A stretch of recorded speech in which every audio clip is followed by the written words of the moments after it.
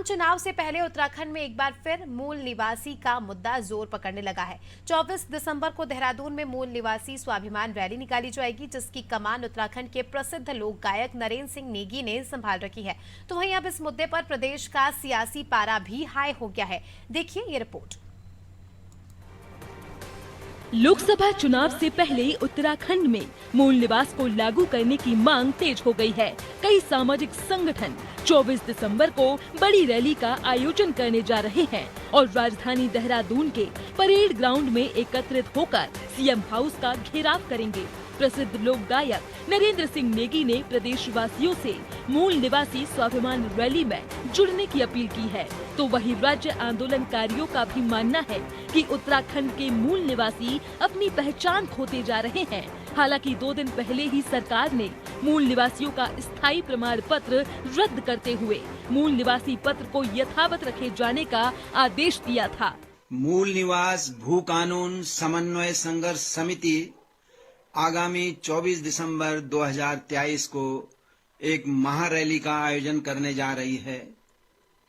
सभी उत्तराखंडी भाई बहनों से आग्रह है कि उक्त तिथि को परेड ग्राउंड देहरादून पहुंचकर इस लड़ाई को मजबूत करें। हमारे मूल अधिकारों का हनन नहीं होना चाहिए। 1950 में जिस प्रकार से संविधान में जो व्यवस्था दी गई थी, आखिर उसका ये दुरुपयोग क्यों हुआ? आज ये हो रहा है कि जो स्थानीय आदमी है, जो भगवानपुर का जो व्यक्ति लड़का है, जो नौनियाल है, वो अपने रोजगार में निहित नहीं हो पा रहा है। जो हमारे यहाँ में अगर मैं देहरादून की बात करूँ, पूरे शिमला बाईपास में जो लोग खेती बाड़ी करते थे, गन्ने के खेत करते थे, काशीपुर में हमारी जो सिख फैमिली है, जो हमारे आलू की खेती तमाम कृषक थे, पहाड़ तो पहाड़ी है, उनके भी अधिकारों का हनन कहीं हुआ है। आज उस दिशा में पहले ही हमने कदम उठा दिया है और मूल निवास को ही हमने कहा है कि स्थायी निवास और भी जो चीज़ें होंगी उसके लिए अभी एक कमेटी भी हम बनाएंगे। वो कमेटी भी काम करेगी और जो उसकी सिफारिशें आएंगी उसके आधार पर काम करेगी। लोक गायक की अपील को कांग्रेस ने सराहनीय कदम बताया है, तो वहीं सरकार की मंशा पर भी कांग्रेस ने सवाल उठाए हैं।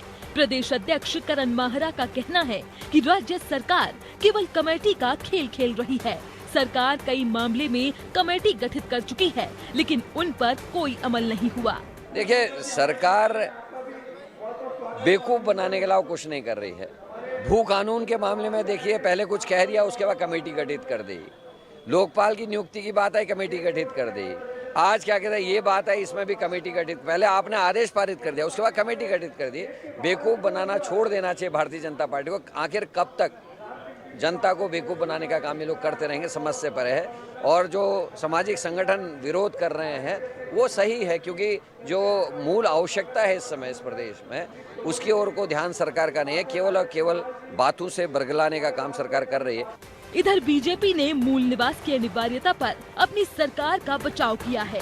बीजेपी के प्रदेश अध्यक्ष महेंद्र भट्ट का कहना है कि सरकार ने 2 दिन पहले ही मूल निवासियों के लिए स्थायी निवास पत्र की बाध्यता को खत्म किया है और ये पहली बार हो रहा है कि जब राज्य सरकार सामाजिक संगठनों के हर मुद्दों पर तुरंत फैसला ले रही है।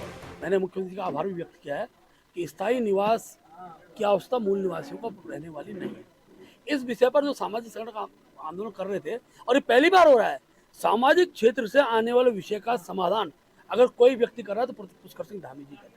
जो विषय समाज चेतना के आते हैं, इशू नहीं है कांग्रेस के पास, दूसरे दलों के पास, जिसमें बैक सपोर्ट करके सामाजिक संगठनों को इस प्रकार से गुमराह करने का जो प्रयास हो रहा था, उस पर ब्रेक लगाने का पुष्कर सिंह धामी जी कर रहे हैं। मैं दावे से कह सकता हूँ कि इस निर्णय के बाद सभी उत्तराखंड वासियों में उत्साह का वातावरण है।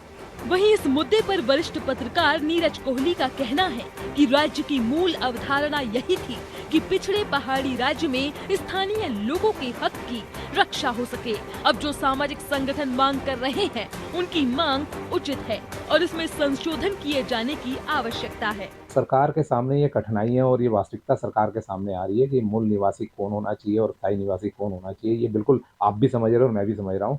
तो दोनों में अंतर भी होना चाहिए और दोनों के अधिकारों में अंतर भी होना चाहिए, और दोनों को क्या मिल रहा है क्या नहीं मिल रहा है ये भी सरकार के पास एक डिटेल है।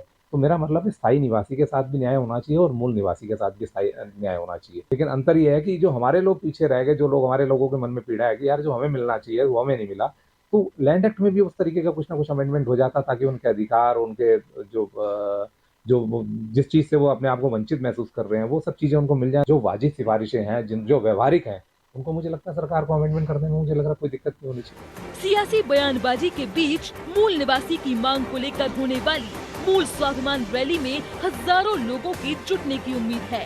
हालांकि अब देखना दिलचस्प होगा इस रैली में कितने लोग शामिल होंगे और लोकसभा चुनाव से पहले इस आंदोलन का प्रदेश की राजनीति पर क्या प्रभाव पड़ेगा। अनादि टीवी के लिए देहरादून से सोनू सिंह की रिपोर्ट।